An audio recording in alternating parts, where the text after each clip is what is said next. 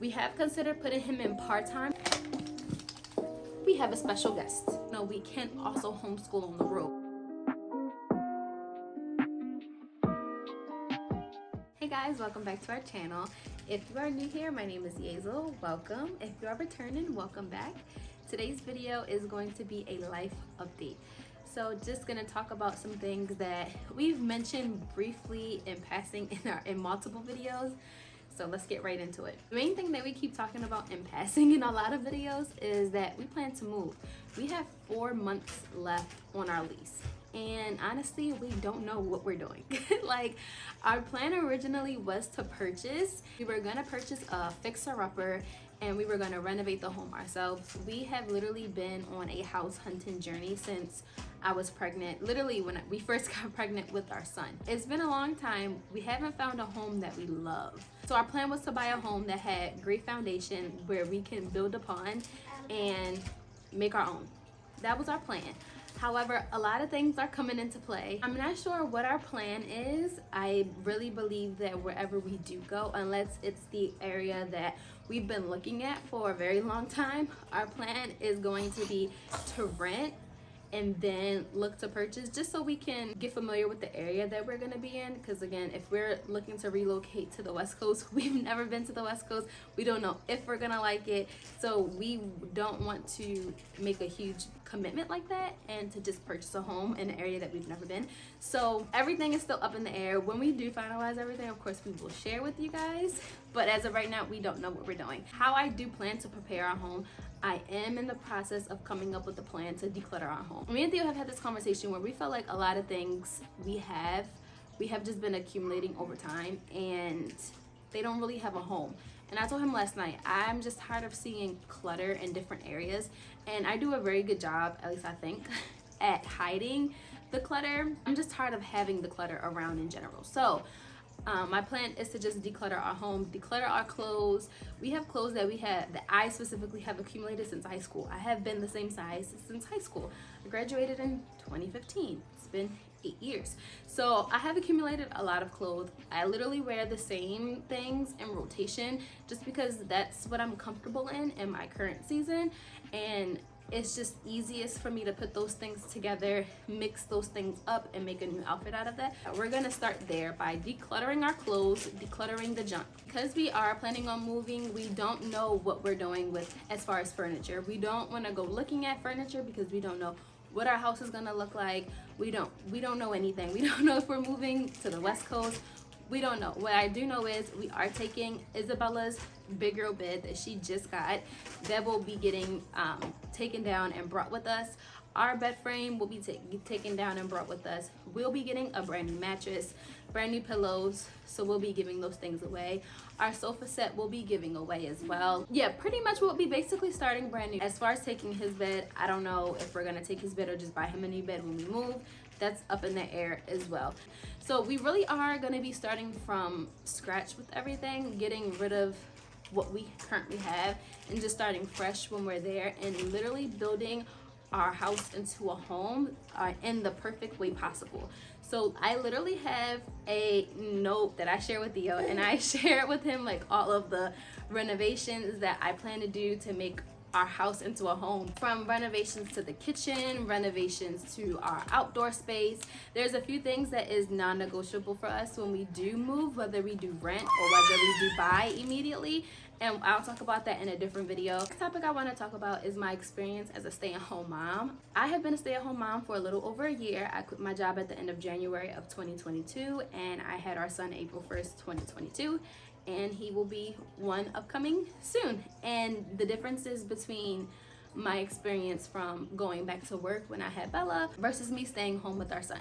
So the experiences has been very different. I feel like it has been a blessing for me to be home in a multitude of ways. At the time that we had our daughter, my husband's job wasn't really able to cover all of the bills. However, now that my husband has a different position, he makes a lot more money, he's definitely able to cover all of our bills and take care of our household financially without my income. So the decision was a mutual decision, and both me and him decided for us to stay home with for me to stay home with our son. And my husband does have the ability to work from home, so he spends a lot of time at home. So really it's us spending time with our son in the first year of his life. And all of the moments and memories that we shared with each other, with our son, has been very special, like from his first crawls to his first time walking, and all of those things that we got to experience with Bella somewhat, but she was being introduced to that in a daycare setting by someone else and not by her parents. So the pros that I would say with me being at home with our son is that, well, me being a stay-at-home wife and a stay-at-home mom, is that, like I said, my husband does have the ability to work from home a lot of the time, so we do spend a lot more time together. When we were both working, we spend a lot less time together. So now that I am home and he has the ability to work from home, we spend a lot more time together, and we're able to just nourish and cherish our relationship a little bit more. We have a special guest. Yeah, we have a special guest. We have a special guest. He is really a mama's boy. And because I am a stay-at-home mom and stay-at-home wife, I feel like the option to even relocate to a different area in the United States has given us more of the to do that. You know, we don't have to worry about two people working versus we just have to worry about one person finding a job. We don't have to worry about timing everything up perfectly, so we are both able to do it, both able to find the kids schools. A lot of those things are really hectic that nobody really talks about. Me being a stay-at-home mom has offered us the opportunity for us to be able to travel more. And I know you're looking at it like, wait, y'all went from 2 incomes to 1 income and now you're able to travel more? Yes, because I'm able to prepare everything. I'm able to take care of our home. I'm able to take care of the kids. I'm able to get everything that we need to do, that we need to prep in order for us to go on vacations. And like I said, my husband has the ability to work from home. So if he has the ability to work from home, he also has the ability to work on the road.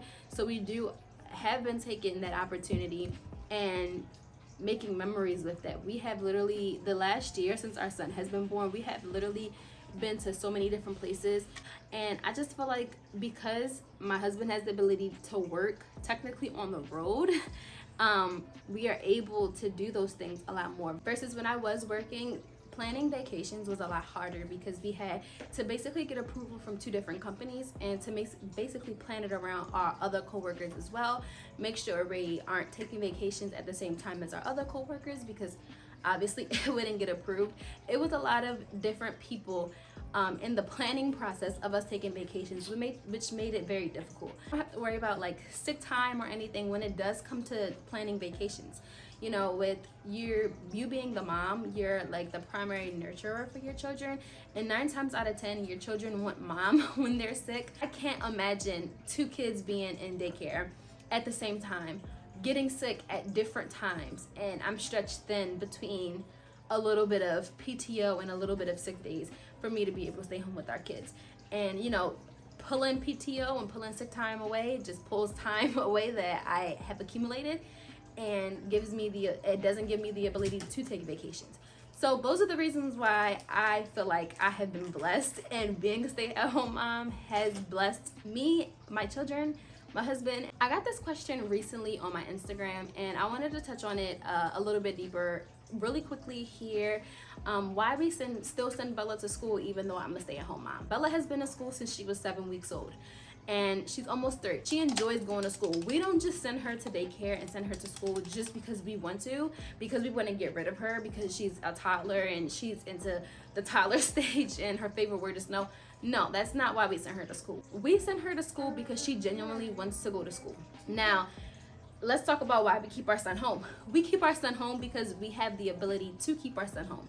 And it's not because we can't afford daycare, because obviously we can send him to daycare and I can go get a job, right? But I feel like me doing that neglects a lot of different areas in our marriage, a lot of different areas for our family. We decided that's not what's best. We have considered putting him in part-time so he can be around other children, but he doesn't take a bottle. He's almost a year old, almost done breastfeeding. I want to talk about what our plans are once we move with Bella and Bella being in daycare. As of right now, the plan is for Bella to be home. If you guys don't know, when we do pull Bella out of school, just for her to stay home or just so we can go on vacations, we still pay for the days that she is in school. We have found that it's easiest to take vacations Monday through Friday because it's less hectic there's less kids, there's less parents, there's more ability for us to be able to enjoy ourselves when we do it Monday through Friday. Obviously, her school is Monday through Friday, so we're still paying for that week that we pull her out of school for vacations. These plans may change. We are kind of going with the motions. Right now, our plan is when we do move, Bella will be at home and we'll be starting her homeschool journey for pre-K. I guess pre-K because she'll be 3. But once she turns 4, we'll be looking at doing a part-time pre-K where she's in school maybe 3 days out of the week for a half a day so she can get acclimated to the schooling environment. And our plan is to allow her to go to kindergarten. Those plans may change. We're just going with the flow right now. We feel like the next year with Theo being able to work from home, we'll be in a new area, a new city, we'll be actually able to travel and go to different places, experience different places. And I feel like the easiest way for us to be able to still do what we have been doing, such as traveling and doing those things without the headache of paying for daycare, not paying for daycare, is really honestly to just keep her home from 3 to 4. Moving in June, she turns 3 July 2nd. We are going to be looking to move anywhere between June 1st and June 15th. So it's already going to be a transition, us moving. We're also going on a family vacation, like 20 of us going. We're doing that in August for about a week and a half. We're also going to be traveling for my birthday, which is in September, for Theo's birthday, which is in November. So I feel like for all of those things to make sense, the best way for us to do it, for her to stay home and for us to be able to, homeschool. And on top of us being able to homeschool, we can also homeschool on the road. That wraps up today's video. I hope you guys enjoyed the information that I'm able to give to you guys as we're learning and going through the journey in our marriage and our parenthood. We plan to share more with you guys so you guys are able to get to know us better and to dive deeper, and maybe it gives you the ability to look at things from a different point of view that you never really had. With that being said, thank you so much for watching today's video. Make sure you give this video a thumbs up and comment down below things that you liked on this video, and also comment any video suggestions that you guys want to see from us. And then make sure you subscribe and join our family and share it with your family and friends, and just let them know, hey, there's this family, they're sharing lifestyle content, they're sharing marriage content, they're sharing parenthood and motherhood. I hope that they are blessed by our videos. So thank you so much for watching, and we'll see you next week.